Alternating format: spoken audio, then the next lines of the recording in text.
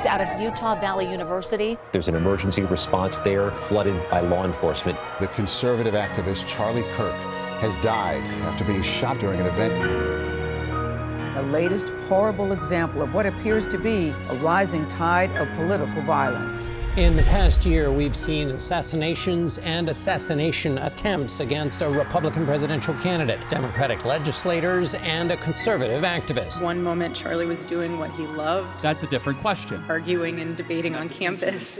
Fighting for the gospel. You're thinking way too simple about this. You got to go deeper. Truth. In front of a big crowd, and then he blinked. He blinked. And saw his Savior in paradise. Even as he had all of these positions, many of them seen as controversial on different issues, he had a huge galaxy of support on America's right. When you stop the conversation, when you stop the dialogue, this is what happens. When we lose the ability and the willingness to communicate, we get violence. CBS News presents A Town Hall with Erika Kirk. Good evening.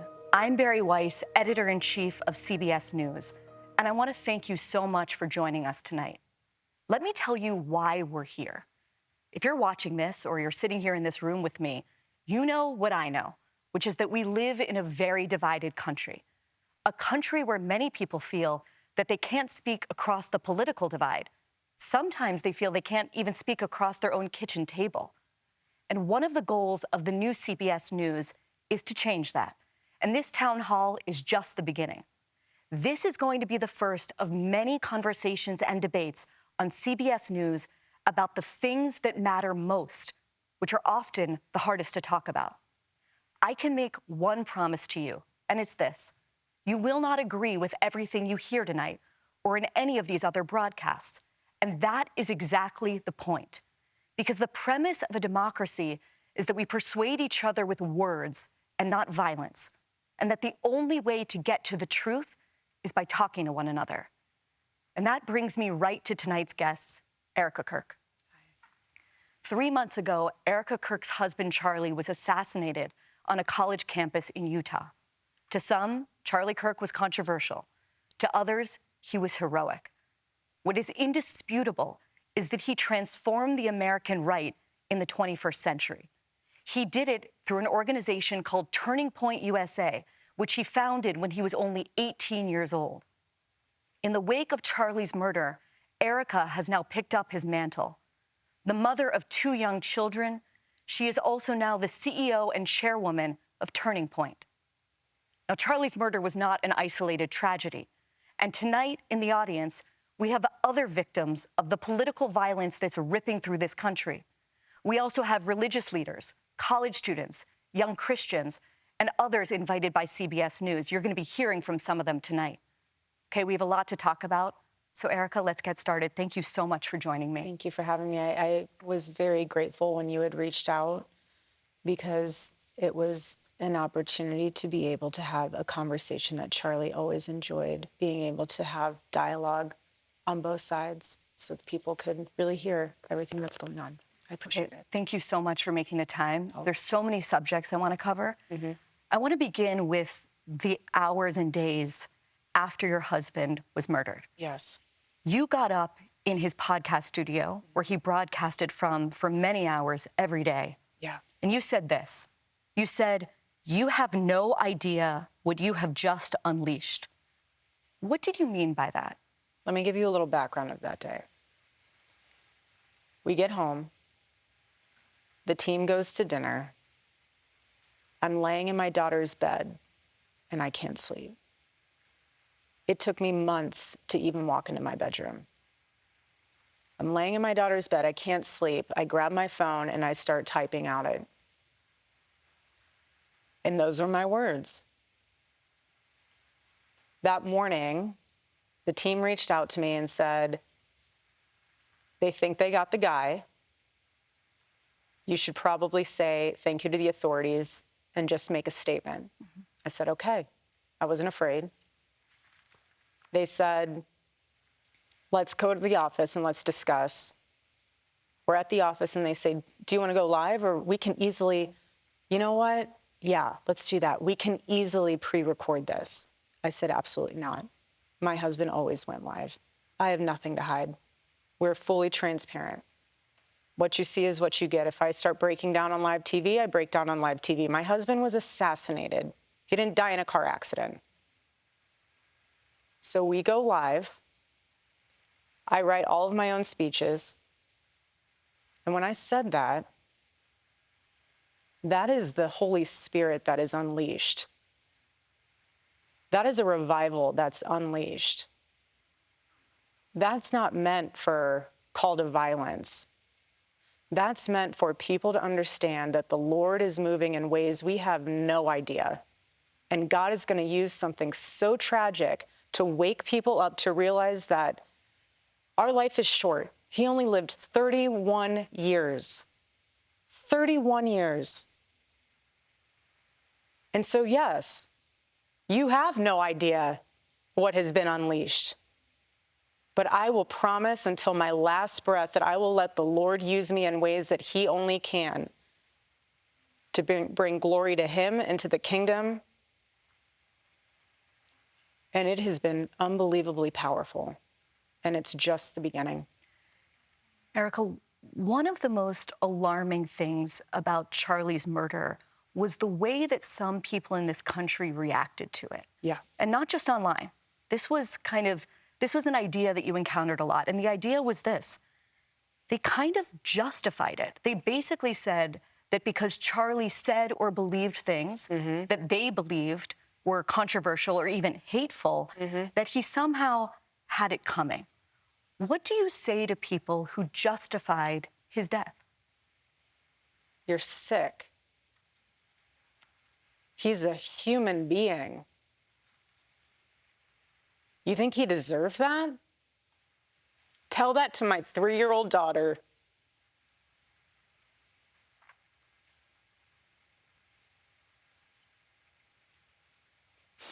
Excuse me. You want to watch in high res the video of my husband being murdered and laugh and say he deserves it? There's something very sick in your soul, and I pray that God saves you. I pray, because that is what is so wrong. The internet in this world has dehumanized us. My husband did something very simple. He talked to people. You're going to be murdered for talking to people. He didn't go after people, he went after your ideas. And if you think it's okay to murder someone because you think they had it coming for them, because they took the time to have people come to the front of the line if they didn't agree with you, and you think it's okay because you don't like what they say or how they say it, that they should be murdered, and you're enjoying it and you're rejoicing in that,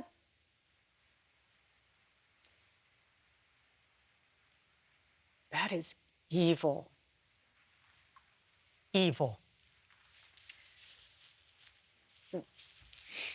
Excuse me.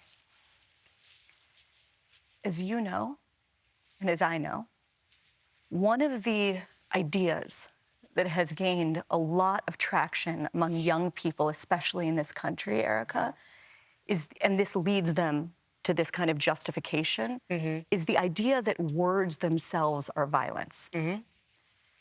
And that brings us tonight to our first audience question. It comes from Angel Eduardo. Angel is a senior writer and editor for the civil libertarian group, the Foundation for Individual Rights and Expression, or FIRE, and he writes passionately about issues of free speech. Angel. Thank you, Bari. Excuse me.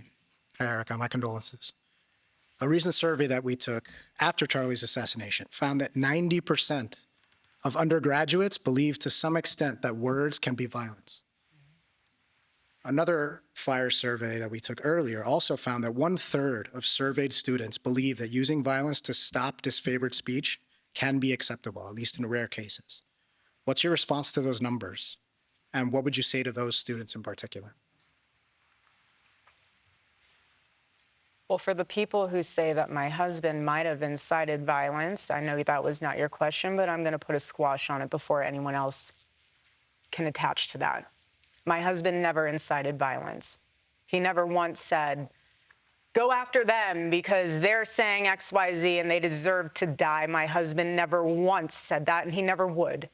What did he say? Come to the front of the line. I'll put my mic down. Tell me why you believe that. Well, that's interesting. I never thought of that. But have you thought of this? People heckling, laughing at them. Stop.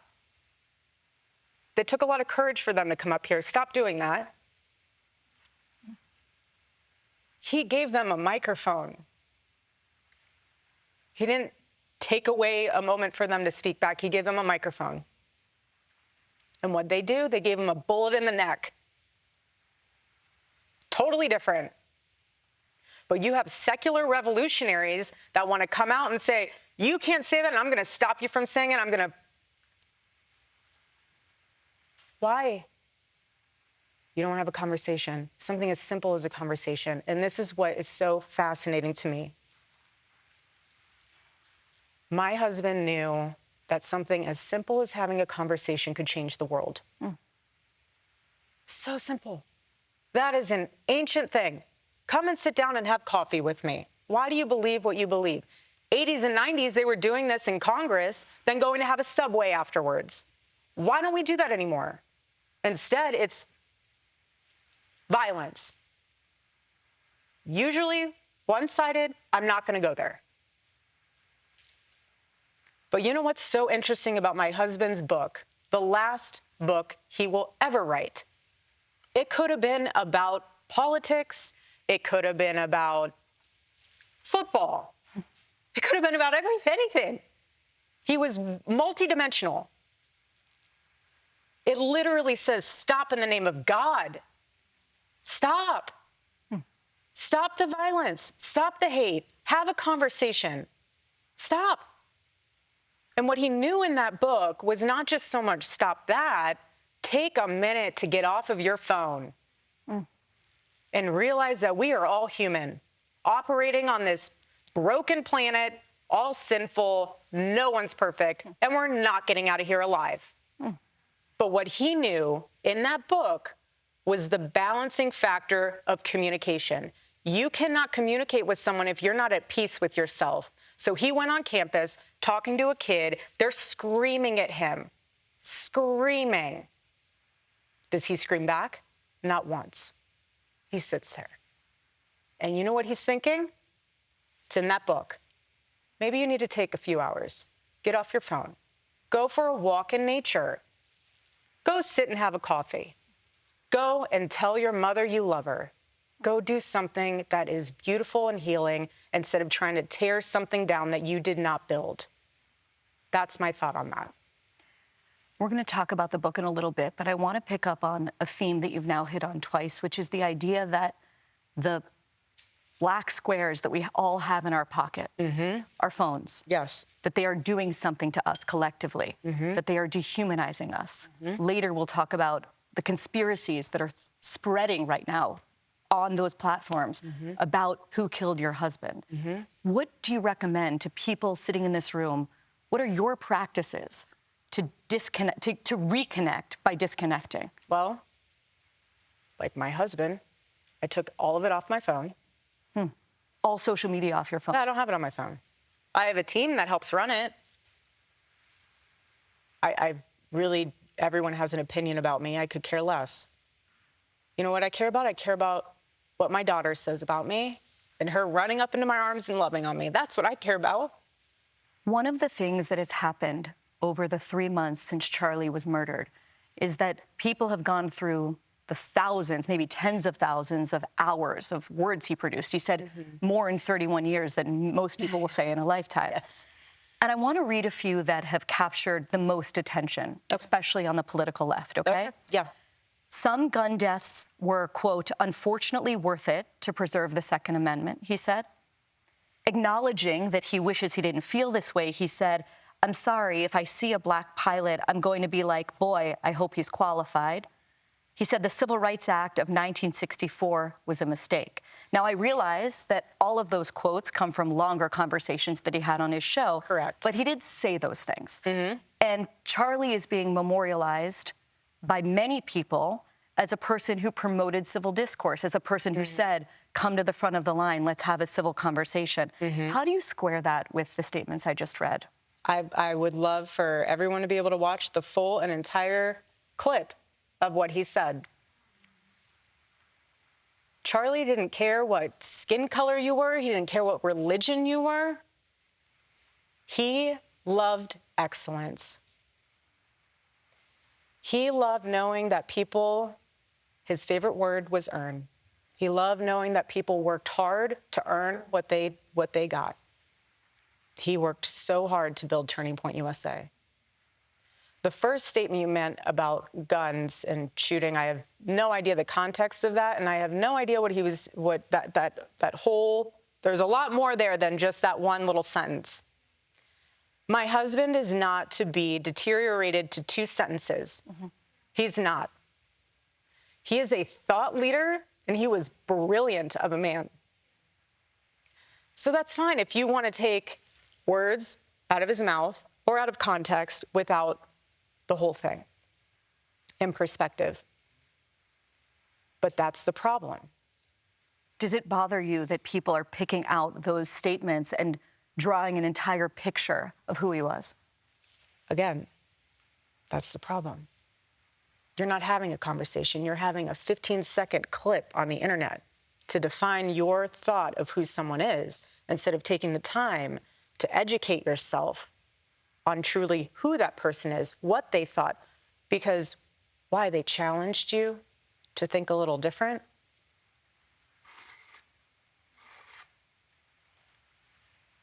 Again, my husband was an amazing man. We're human. But I do not once, for 1 second,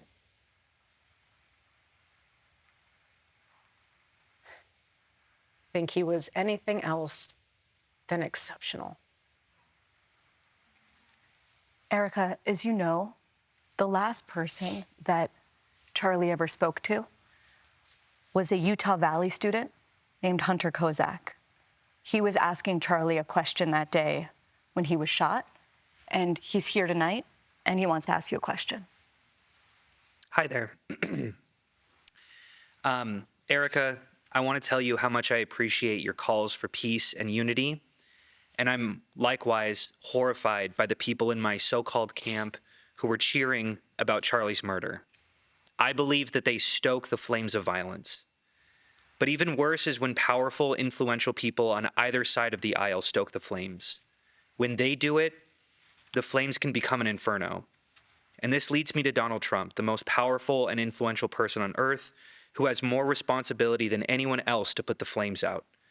Just last month, President Trump called on 6 Democratic lawmakers to be tried for sedition, which he clarified was punishable by death. He then reposted a simple message: hang them. I think that you've been making strides to bring peace to our country, and that Turning Point has been asking Democrats to decry the individuals who cheer for violence. I have and will continue to decry them. But any good faith effort to stop political violence must hold both parties to the same standard and expectation. So in that spirit, will you condemn the violent rhetoric of Donald Trump, the most powerful and influential person on earth? I appreciate your question. You know my heart. Why would I ever say, yes, go murder people? This is so much deeper than just one. I understand your sentiment, I do. But this is also so much deeper than just one person. This starts at the home, okay? This starts with family. This starts with a seed that grows and grows. You can choose to have evil in your heart, or you can choose to have light. What you consume and what you absorb from the outside world will manifest itself. No, I will never agree with political violence. My husband is a victim of it. I'm a victim of it. But what I'm trying to say here is that we can blame everyone else. We have to look in the mirror. When you become a father, when you become a mother, how are you raising your kids? Are you taking responsibility, or are you giving them a device and saying, go down that rabbit hole? I'm trying to go to Pilates class. You can just sit in the corner and look at your iPad or look at your phone and go down that rabbit hole and see what you can learn from that instead of being a parent. So my call to action from that is, parents, step up. Do you want your kid to be a thought leader or an assassin? That's where we're at. Do you think our political leaders have a responsibility to turn the temperature down right now? Well, I think everyone has a responsibility to do that, and I'm doing my part. I'm not in control of other people. Okay. Ahead, a father whose daughter was murdered in cold blood because of who she was. He's here. Also, political violence and the conspiracy theories surrounding Charlie Kirk's assassination. Stay with us.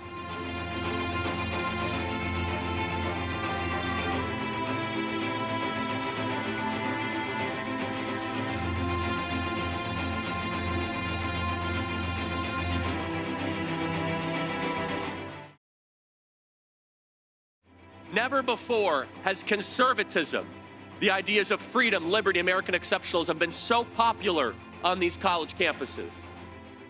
Welcome back to our CBS News Town Hall with Erika Kirk. Bob Milgrim is the father of Sarah Milgrim. Sarah was fatally shot last May outside the Capitol Jewish Museum in Washington, D.C., alongside Yaron Lashinsky, her boyfriend. Sarah was just 26 years old when she was killed. Bob, thank you so much for being here. Thank you, Barry. Hello, Erika. Hi, sir. Just as our family could not anticipate the pain we've been going through following the murder of our daughter, Sarah, there is no way I can understand the pain that you and your children are going through as a result of Charlie's tragic death.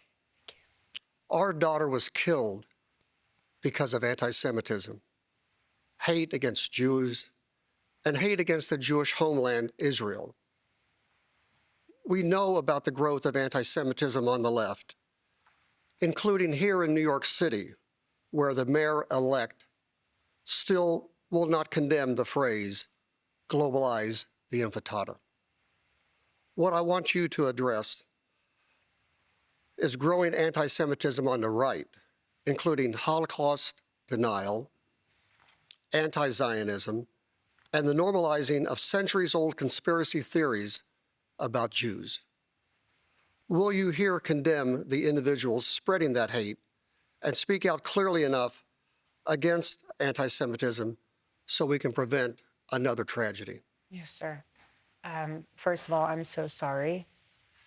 You and I are a part of a very small club.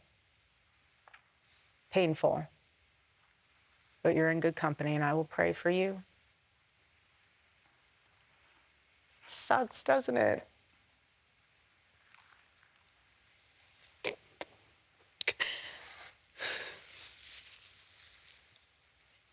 Hate is hate. It's evil. Charlie and I have always been very clear on our stance. Israel and Jewish people. It's awful. Awful. Anti-Semitism is what healing factor comes out of hating Jewish people? What healing factor comes out of hating Christians? What healing factor comes out? Hate in general. Nothing. Nothing. Charlie always would say very clearly, Jew hate was brain rot. He would always say it. We've been to Israel twice together. And to be able to walk in the place where our Lord walked and see the Bible come to life in Technicolor. How could you hate that place? How could you hate the Jewish people? Why? Because you need to fulfill a conspiracy theory? I'm wrapped in, people say I'm a part of conspiracy theories all the time. It's sick, and it needs to stop.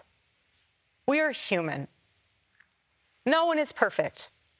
No Christian is perfect. No Jew is perfect. No Muslim is perfect. We are broken, sinful humans in need of a Lord and Savior. And that's why it is so important to give your life to the Lord. Because once you do that and you fully surrender to the Lord, you have no room in your heart for hate. And so, sir, I am so sorry what happened to your daughter. I pray that does not happen, and I pray that that is something that we can somehow extinguish in this world. But we are living in enemy-occupied territory. And every single day we need to guard ourselves, guard our minds, guard our heart. And the best way to do that is reading God's word. And you cannot separate the Old Testament from the New Testament. You cannot. You cannot. Bob, do you want to ask a follow-up? Is there anything specific that Turning Point can do to combat anti-Semitism? Yeah, so we're all of our college campus and high school campuses, we have these conversations. And our students understand exactly my heart and Charlie's heart and the sentiment of everything I just said. We have Shabbat dinner happening at AmFest.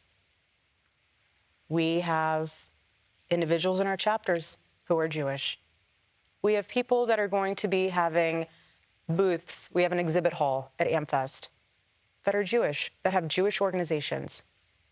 The only way to combat evil, just like Charlie did, is with dialogue and not being afraid to do it. If you have these things that are being said, you need to counter it with the truth.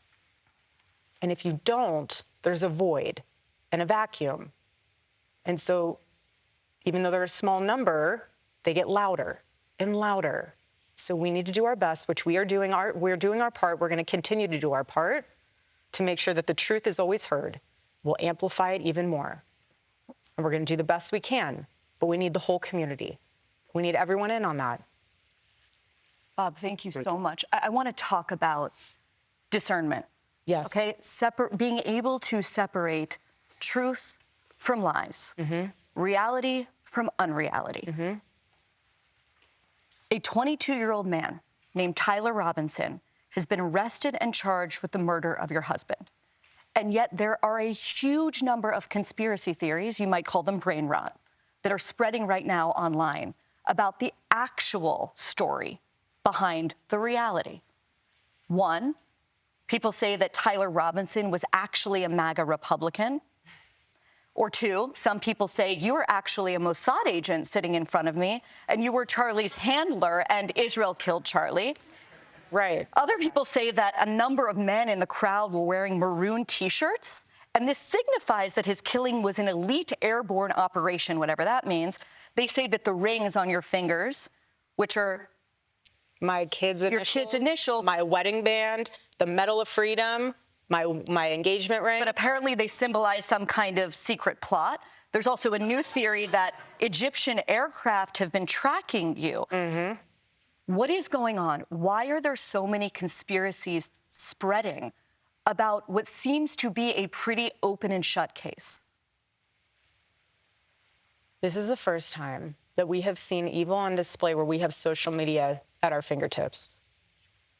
Something so evil that happened, people are wanting answers immediately. They are wanting to figure out how to wrap their mind around this.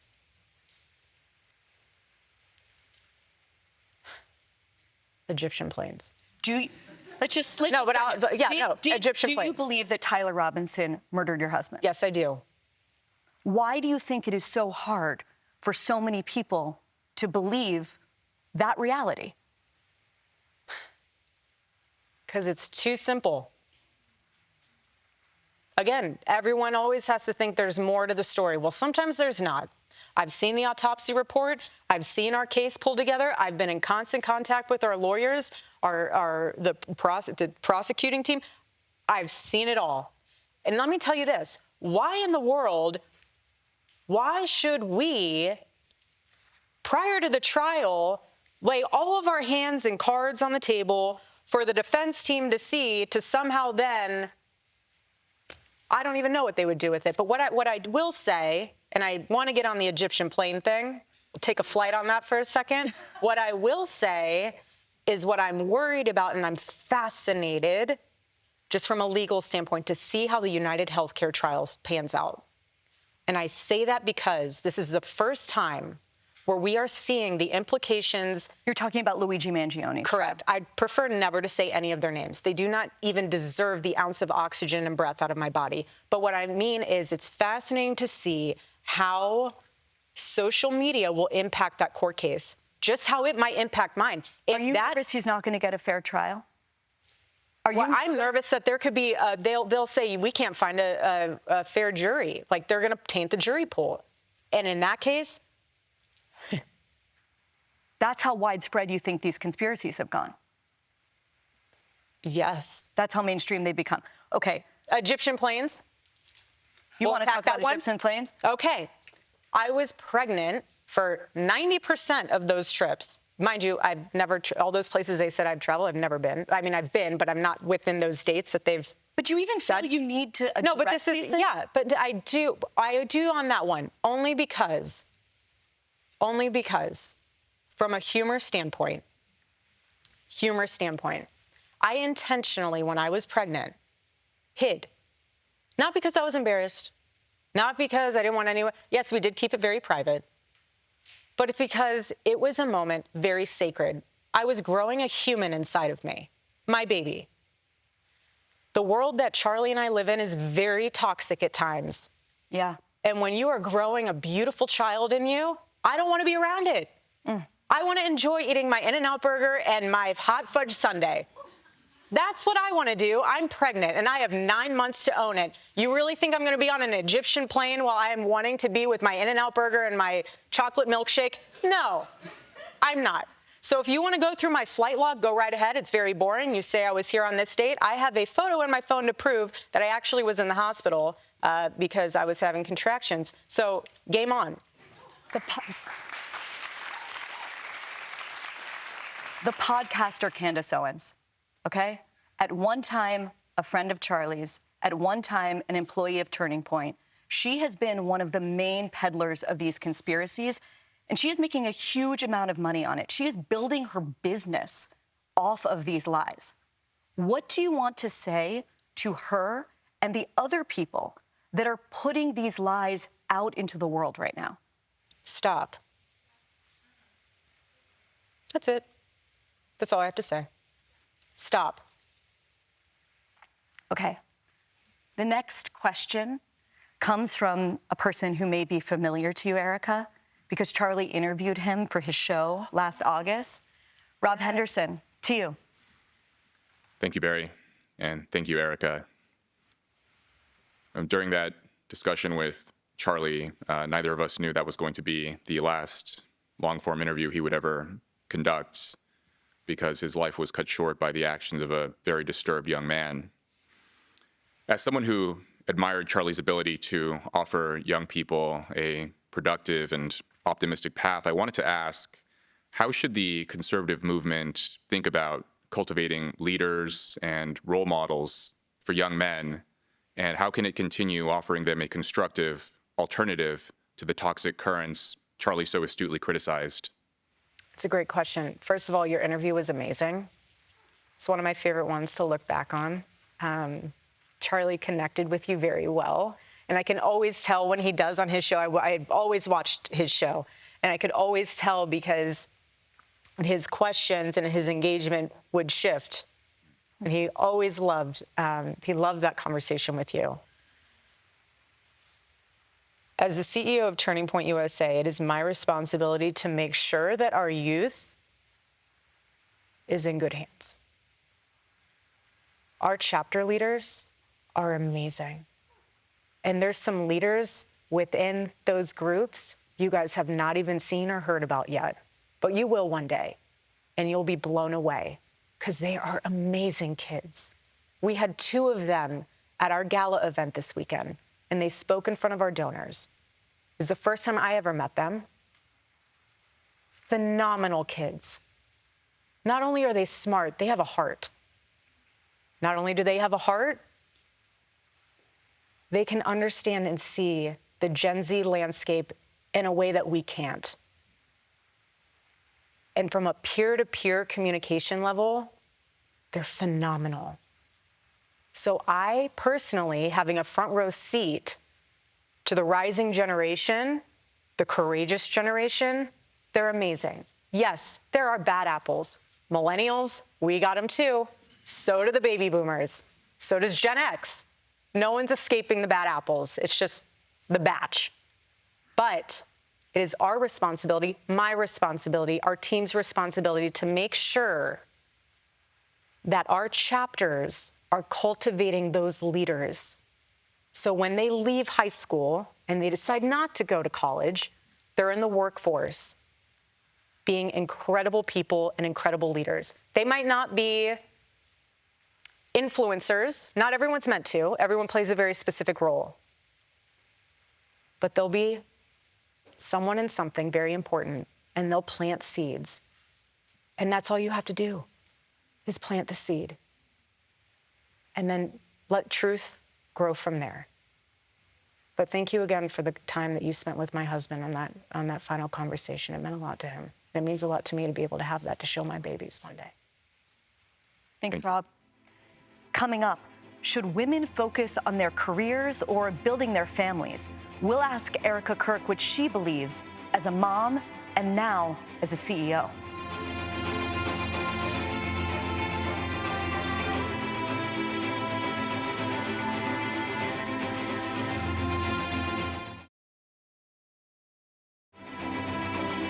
Welcome back. Erika, Charlie's last book, it wasn't about politics, it wasn't about policy, it was about the Jewish Sabbath, which he kept for 25 hours, starting sundown on Friday night through sundown on Saturday night. What made Charlie so passionate about this subject? He was on the verge of burnout, and he thought to himself, what can I be doing? And he always loved the 10 Commandments. And then he saw it, honoring the Sabbath. And he realized that if you don't, this one commandment, if you don't honor it, you're the one who misses out on the gift, not God. Are you keeping it? I'm trying my best. Is it helping? It is. I feel close to him. I break it apart, though. So instead of a full 24 straight, I'll break it apart only because my mom's sick and I need to be available because I'm her medical power of attorney, so I need to be available if something happens. And so I make it what works for me, but that's what was so beautiful about that. Charlie wasn't legalistic about it. He's like, make it your own. Erika, you have made a lot of comments that a lot of people have noticed about women, suggesting, you know this, right? Suggesting that women should get married young, that they should have children young, that they should prioritize family over their careers. And at the same time, you are now doing both. You now have 2 young children, I think both under the age of 3. And you're the CEO and chairwoman of Turning Point. Square that for us. Some people look at you and say, you know, she's trying to make it a binary choice. You can be the trad wife or the girl boss, but look at her. She's having both. What do you say to them? Right. Well, I didn't ask for this. Obviously it's a blessing that I view it as a blessing. It's a duty to my husband. But I was very happy being a stay-at-home mom. There's nothing wrong with being a mother. There's actually more beautiful and emotional and powerful job title, if you will, being a mother. And for me, I experienced what it was like living in New York, living that boss babe culture. But when I met Charlie, and we had our babies, I was in it. That was all hands on deck. I would take that world in a heartbeat. Always. But you know what? There was never any daylight between Charlie and his mission was my mission. So stepping into this role is not so much a job title. This is not a 9-to-5 for me. This is something that I'm very passionate about because it's still a remaining breathing version of my husband, this Turning Point USA. So this organization is not just a company to me. And the staff and employees are not staff and employees, they're family. And so for me, it's a lot different and a lot deeper than a career. This is very personal. But yes, it is hard. But at the same day, it takes a village, and I have one heck of a village. We have a woman here that has a question perfectly calibrated to this part of our conversation. I want to hand it over to Isabella Raggi. Thank you. And Erika, you and your family are in my prayers. Thank you. I'm a 26-year-old Christian woman living in New York City. I would like to stay here long term, but I wonder whether it's sustainable. Do you believe there's a place for women like myself in modern cities who care about having a career, but also marrying a like-minded Christian conservative man? Well, yeah. So it just depends on where you're looking. You know, if you're on the apps, I don't know if you're on the apps. I don't know if, I'm not going to ask you your personal journey. But what I will say is when I lived out here, I was here for 5 years. I never dated here because I saw vicariously through my roommate how terrible it was. Somehow getting drinks was the replacement of having coffee and breakfast. I personally would rather have coffee or brunch with someone than going, I don't drink. I find it unproductive, not because I'm holier than whatever. I just don't operate that way. But I always thought it was very strange how she would go to drinks with one guy and then go to dinner with another. So it goes twofold here. So if you're expecting to marry someone that I was blessed with, like a Charlie, you have to be the type of woman that will attract a Charlie. Are you going to church? Are you going to Bible study? Did you tell your pastor that you are ready for the Lord to bring into your life the man that you've been praying for? You yourself need to be prepared for that man, and only you will know how to do that. Does that mean staying out and going out with the girls? I'm not saying you sit on your couch and all of a sudden he's going to knock on your door and be like, honey, let's rendezvous. Like, that's not how it happens. It's not. Granted, my situation was a little different. I wouldn't do it. You went to a job interview. Literally. So this is how good the Lord is. He knew that because I was not dating in New York City, he knew that in order for me to know that that was my man, he had to blanket Charlie as a job interview. Because if that went in, no joke, if he came to me and said, hey, let's go on a date to Bill's Burgers, I'd be like, I am so sorry. Thank you, but no, we're not doing this. That was my mindset. I was not in that headspace. I just wasn't. But God will work in incredible ways when you surrender the pen for him to write your love story. And when you know that, look, if I remain in the jet stream of God's will, he will provide for me in ways I cannot even imagine. And that is my prayer for you. My prayer for you is to remain open and to remain prayerful and to let people around you know, old school style, I'm ready and I'm looking to get married and having a family. You can always have your career. Being able to have a family truly is a very limited, short window. You can start your career. If you have people and it's amazing business, have other people run it. You can still manage it. You can still pour into it, but you have your babies.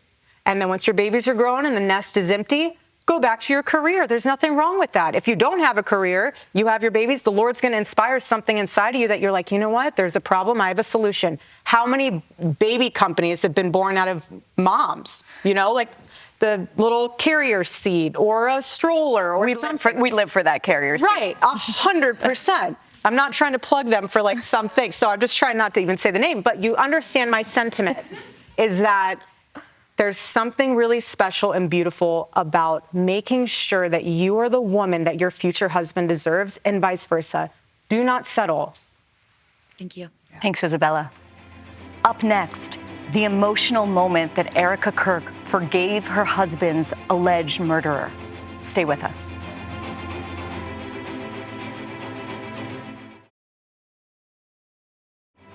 I forgive him.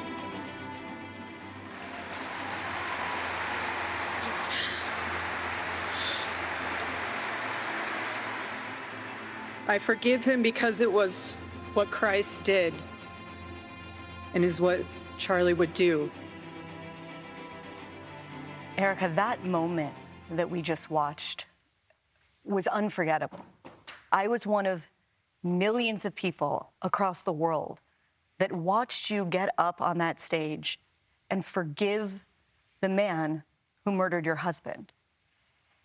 And I think a lot of people looked at it and thought, this is incomprehensible. It's almost baffling.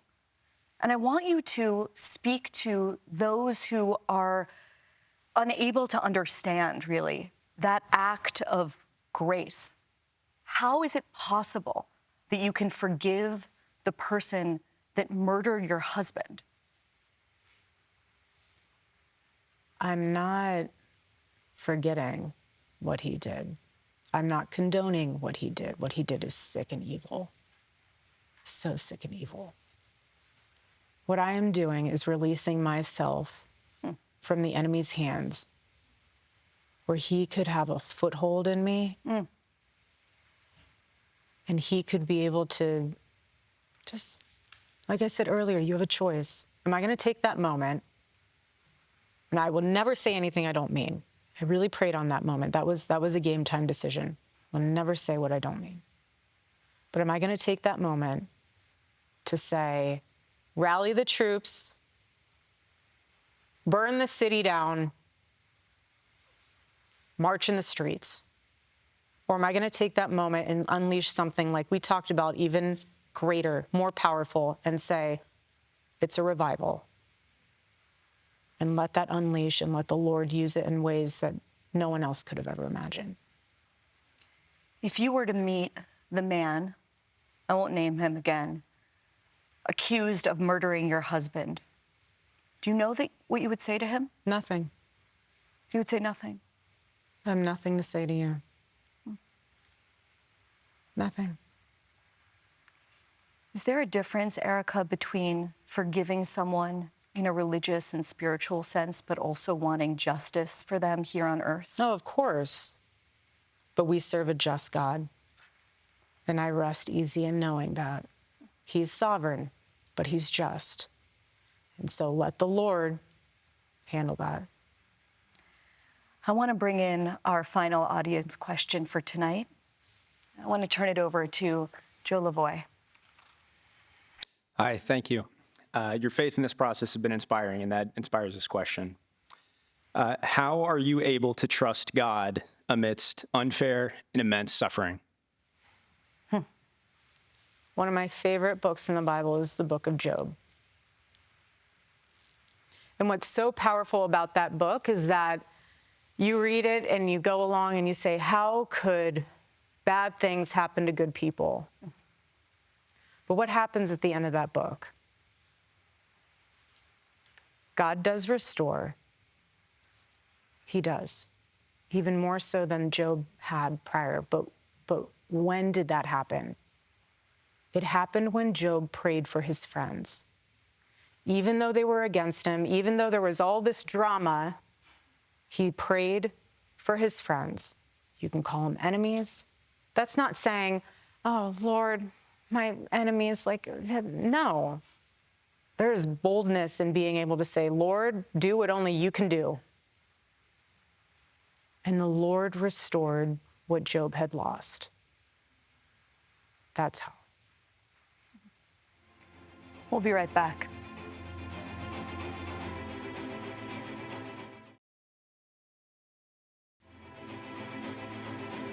I want to thank Erika Kirk so much for joining me tonight. And I also want to thank our audience for participating in this town hall. CBS News is going to have many more conversations like this in the weeks and months ahead. So stay tuned. More town halls, more debates, more talking about the things that matter. I'm Bari Weiss here in New York. Good night.